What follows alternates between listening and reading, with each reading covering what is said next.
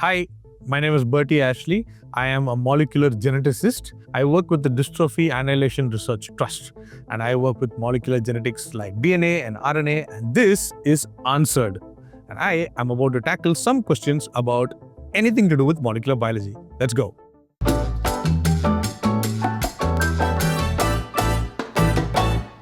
What is molecular biology? Imagine I'm in first grade.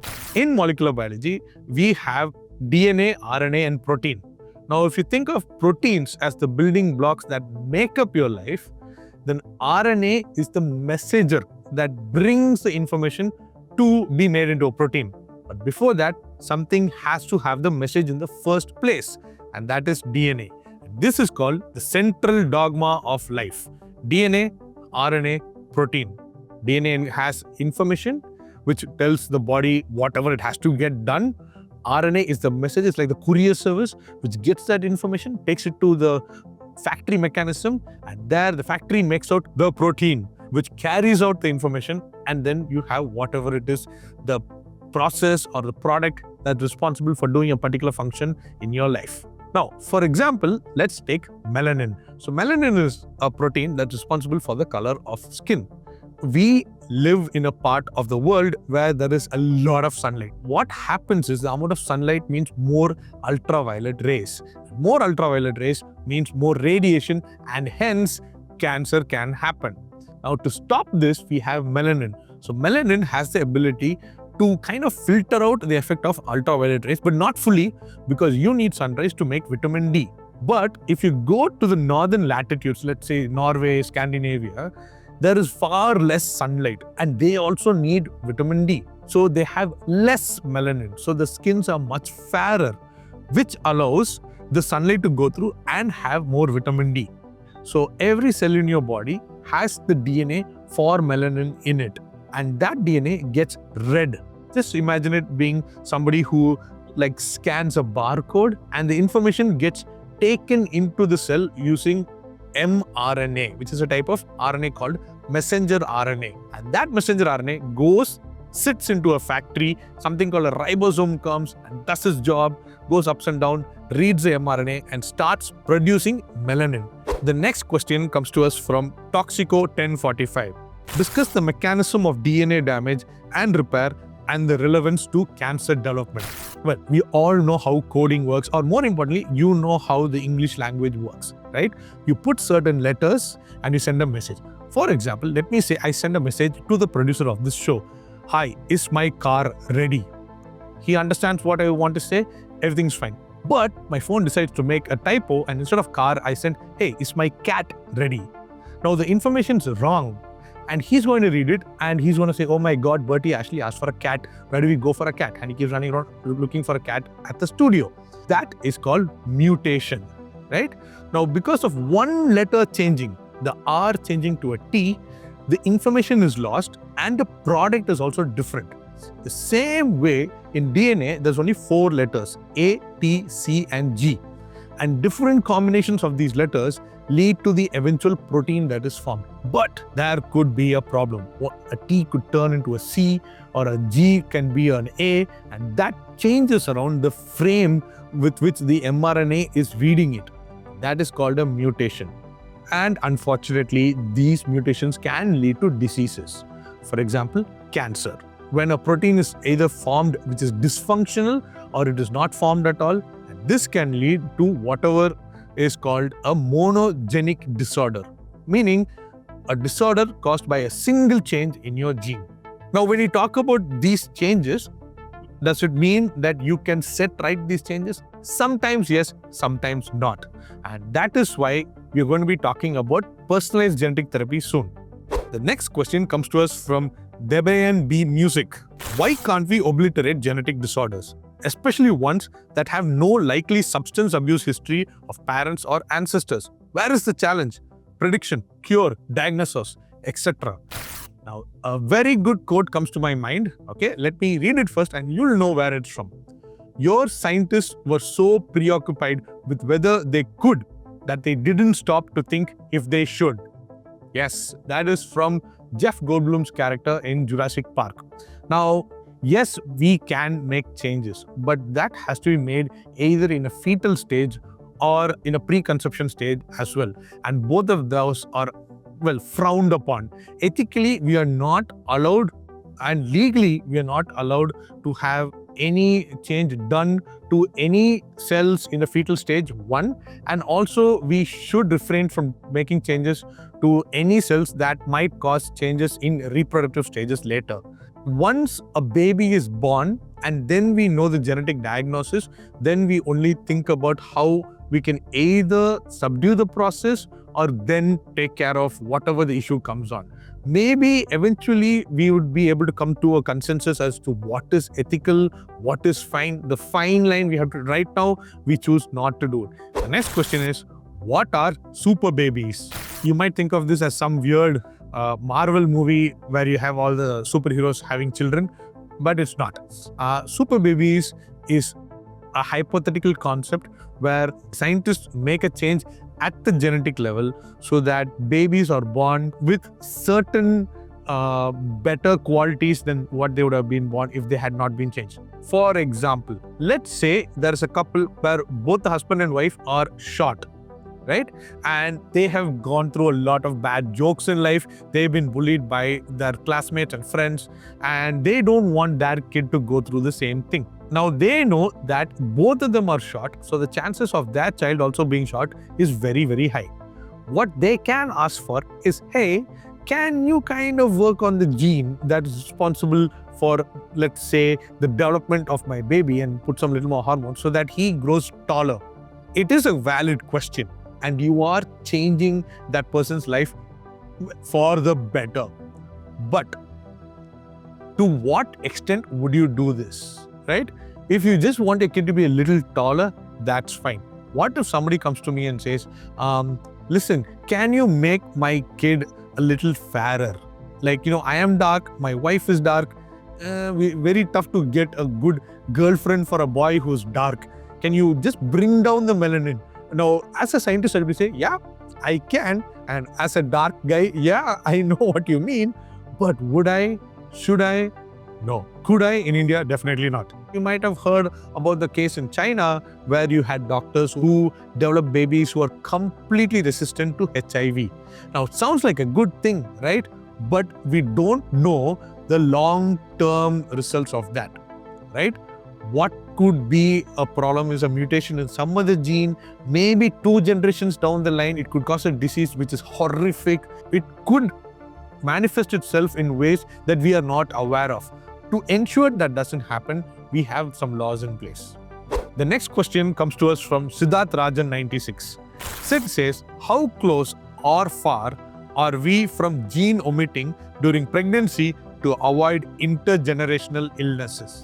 We are very, very close. In fact, we are almost there. And as obvious, there are some laws and there are some ethical issues which stop us from doing it. But there is one way that we are very, very close and we're already there, called genetic counseling, which anybody can do now. What is genetic counseling? Is when a couple, before they have a kid, go and meet a certified counselor and share their family history. Hey, my uncle had this. Hey, her aunt had this. What are the chances of our kid having this? Oh, very nice. Give me your DNA. Give me your DNA. We'll run it across all of these so-called diseases that could happen.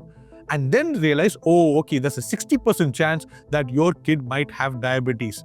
Okay, the kid is going to be born like this. What are the way we can make sure that it doesn't happen, right? Like, can we go a little later? Is there something that we can do to make ourselves better for this? All of these things can be done, but knowing that this could be the outcome is far more important. And that's why you have genetic counselors, and India has a lot of them. The next question comes to us from Cadbury Karthik. What is your idea about digitizing DNA sequences by binary codes? If you can store DNA in the form of binary codes, 1 zeros, 1 zeros, and so on and so forth. Now, here's the interesting thing. The entire world is now doing the reverse. The biggest hard drive that we know is DNA. Each bit of DNA can hold huge terabytes, teraflop bytes of information, right? Now, remember, binary code is only 2, 1 and 0. DNA is 4, A, C, G and T. So already you can store so much more information, more than double, right? Now, that being the case, there is a recent research which shows that DNA in the future can be used to host information. And that would lead to your body becoming the world's biggest hard drive. Go check it out yourself. DNA hard drives do exist. The next question comes to us from Raggy Daggy. They ask, if DNA is the blueprint of life, who keeps making all these transcription errors? So mutation is called de novo, which would mean it happens by itself. Now, there are two ways that these errors can happen. One, naturally by itself, and two, by an external stimulus. Like, for example, radiation. These transcription errors sometimes happen within the cell itself. It happens all the time, to be honest, but there are mechanisms inside the cell which correct it. All cells have a self-correcting mechanism. Sometimes one of them can have a small problem which can go through, and that results in a mutation. Next question comes to us from Of Spice and Men. This iron that's in our blood, where does it come from?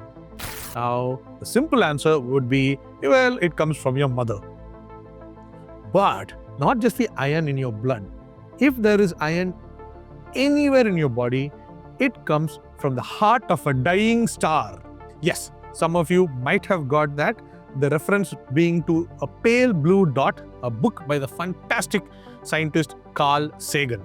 Now, what Sagan said, and which is absolutely true, is that elements such as iron were formed only because of the action of the destruction of a star. To form iron, to form Fe, the amount of pressure, the amount of temperature that has to happen will have happened only during the earliest bits of a supernova.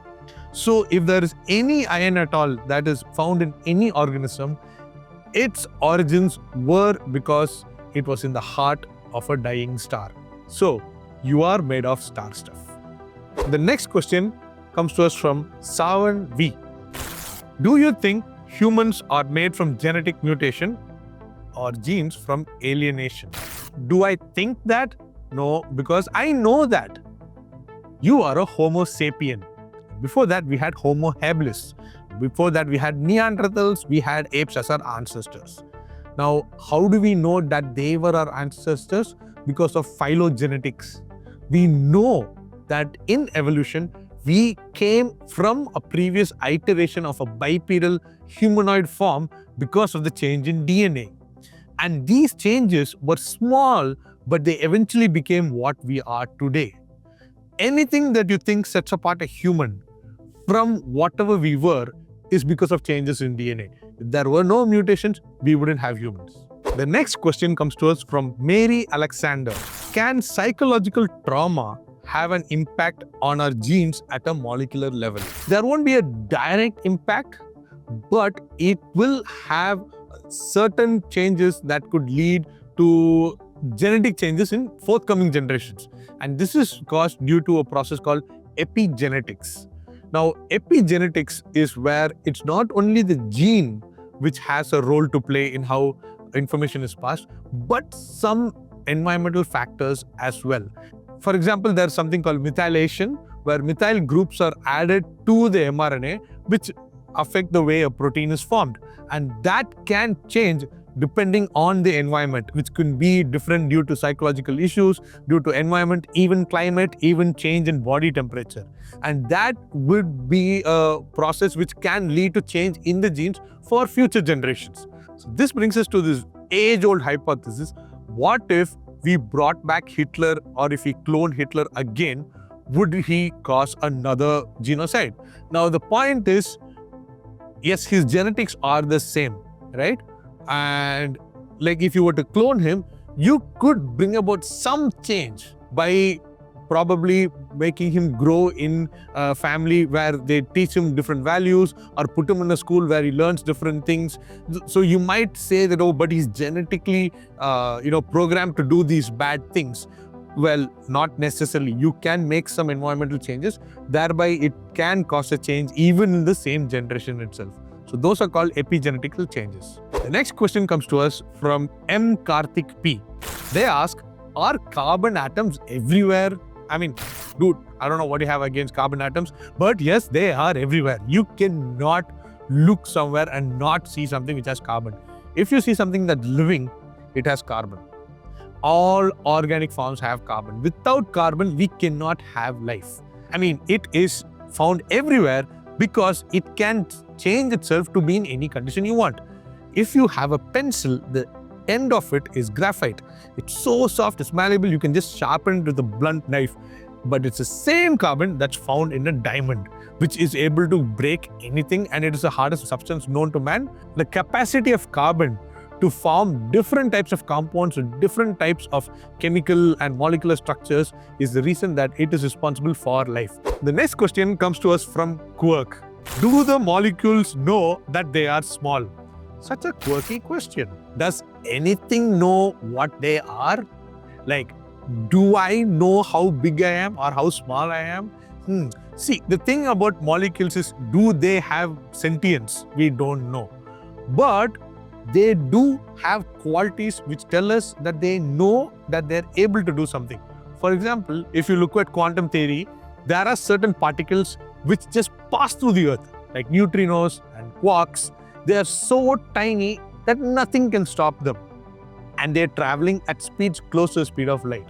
And I'm sure that they don't know that they are small, but they are doing what they do. The next question comes to us from R. Jagadish 2.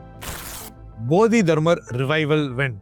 Okay, I would like to talk about this in its original language of Tamil. So this is a reference to a movie called Yelam Arivu, which stars R. Singam Surya. Now, Bodhi Dharma அப்படின்றவர் இருந்தார். அதனால் இந்த படத்தில் வர போதி தர்மர் வேற. இதில் என்ன பிரச்சனைனா, போதி தர்மரோட டிஎன்ஏவை எடுத்து நம்ம சூர்யாவோட அரவிந்த் நினைக்கிறேன் அந்த கேரக்டரோட டிஎன்ஏவும் மேட்ச் பண்ணி அந்த டிஎன்ஏ வந்து ஆன் பண்ணி இல்லாட்டி ஆஃப் பண்ணுற மாதிரி அவரோட குவாலிட்டிஸில் திருப்பி கொண்டு வராங்க. சரியா? இதுதான் ரிவைவல் அப்படின்னு சொல்கிறாங்க. Let's get into the science of this.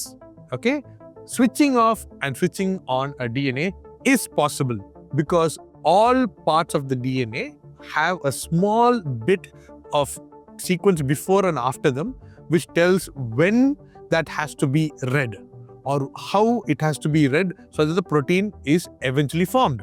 So if we can stop that reading mechanism, it's technically switching off the DNA, and you can do it temporarily or you can do it permanently. And this is how a lot of diseases are also taken care of. But in this movie, that's not how it's done. They switch on the DNA and all this martial arts come out. இங்கே தான் கொஞ்சம் எனக்கு இடிக்குது. நீங்கள் DNA on பண்ணிங்கன்னா ஒரு protein தான் form ஆகும். அவருக்கு வந்து சர்டன் எபிலிட்டிஸ் வரும். ஆனால் மார்ஷியல் ஆர்ட்ஸ் வருமா இல்லாட்டி பழைய மெமரிஸ்லாம் வருமா? அது வந்து I don't think so. So the next question comes to us from Swar_hoops. I heard that Japanese are using techniques to culture creatures that can be used for organ harvesting for medical purposes. What's your stance on it? We have been using other organisms for research for hundreds of years, right? Now, this particular thing is kind of on the edge of ethics. My stance is simple. As long as that organism, let's say a pig, for instance, is not killed or is not harmed beyond certain measures, and if it goes towards saving a life, then I think it's fine. For example, we know that you can grow a human heart in a pig. It's not like you're taking the pig's heart out, right? You just need another surrogate organism to grow something. Since pigs and humans have a very similar immune system, the same T cells, the same white cells, and so on and so forth, with a slight change, you can actually take your human heart, which is grown inside a pig, and then put it in a human and grown. There have been cases where a human ear has been grown on an animal and then taken off and put back on the human being. You don't do anything else to the animal. They don't lose their ear, they don't lose their life. They just have to undergo a small procedure. Yes, we are disturbing the animal, we are causing it some due distress, but a human being is better off, their quality of life is better off, and you're not killing the animal. So that's where my stance is. I know it's controversial, but then for the betterment of humanity, till we find a better way to do this, which is coming up, where we grow skins and tissues in our body itself. Like you'll grow a ear in your tummy, click off the ear and put it here. Till then, I think this is the best way forward. Is the ability to learn art genetic? Is the idea that an ability is in people's blood true? Learning is not genetic, right? Because that's something that's imprinted within you because of your learning, your studying. Just because you have learned a lot of mathematics, it's not automatically passed on to the next generation, right? But if you are able to train your brain well enough to remember a lot of things, maybe that you can have that bit switched on. Your brain is a big fat bit of muscle anyway. You can train that to work better under certain conditions, and that condition gets passed on, and that becomes easier for the next generation. I will take an example of my family. People say music runs in our blood. Everybody in our family plays guitar, plays drums and everything. So yes, my great-grandfather was a good musician, but the reason my dad was a good musician was not purely because it was in his genes. It's because he was born in a family where there was already access to music, there was already a guitar, and his dad was ready to teach him guitar. The reason I play guitar is because I, as a baby, was listening to Pink Floyd and Deep Purple because of my dad. And when I was 4 years old, my dad was playing guitar in front of me, so I had better access. So it's not about the blood, but it's about the environmental factors that are around us. If it's got to do anything with a particular protein and its effects, then that is genetic. Which is why in sports, you will see families who do very well in certain sports. For example, tall people will do better at jumping and running and vaulting, and they will have generations of family who share the tallness and thereby the sportingness. Same way, if there are short people, they're usually stocky, more muscular, they will do weightlifting, they'll do wrestling. So those families will have that as a part of their characteristics. So if there's anything to do with the protein and its function, then that would be genetic. One of the questions that a kid in a school asked me during one of my AMAs is, "Sir, is evolution still happening? Why am I not evolving?" Yes, evolution is still happening, but not in the way that you think it is. Now you have micro-evolution, right? Evolution doesn't mean that you start developing gills because you swim a lot or you have wings because you want to fly. There has to be some sort of environmental stimuli, something that keeps happening again and again and again on a long time for the same organism, for it to have an evolutionary response. I'm going to give you two examples. One is there a small tribe which lives in the Atacama Desert in South America, right? They live in a place where they have very little access to water. The only access to water is a stream that runs from the mountains. Unfortunately, it has a high level of arsenic. We will die even if there is 0.001 ppm of arsenic. These tribes live where the amount is 0.01 ppm of arsenic, more than 10 times the lethal dose. But since for hundreds of years they've been living there and have been drinking the water, they have developed the ability to break down that arsenic. So people in that tribe still live well. And that is an evolution that happened only in that tribe. But now, I am going to talk about an evolutionary thing that you all can do right now. If you have an older person in your house, like a grandmother or grandfather, give them a mobile phone and ask them to type a message. And you will know that they will take the phone out, stick their finger out and type it like this. Now, if you have a nephew or a niece, small kid, let's say 6 years old or 7 years old, give them the phone and ask them to type out the next message. How do you think they'll type? They will type with their thumbs, right? This is within just 2 generations. Nowadays, because people are typing with their thumbs, babies' thumbs are getting more malleable. They're getting longer and they're getting far more useful. If this is a type of phone that we have for another 2 generations, your great-great-granddaughter will have thumbs which are twice more malleable than yours and are longer than yours because of evolution. That's how it works. Hey, this is Berty Ashley, and this has been a lot of fun. I hope you've had fun and you've learned some too. I am a molecular geneticist, but I also do lots of other things like quizzing and music.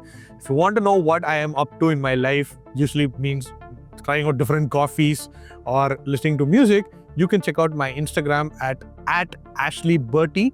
See you on the other side.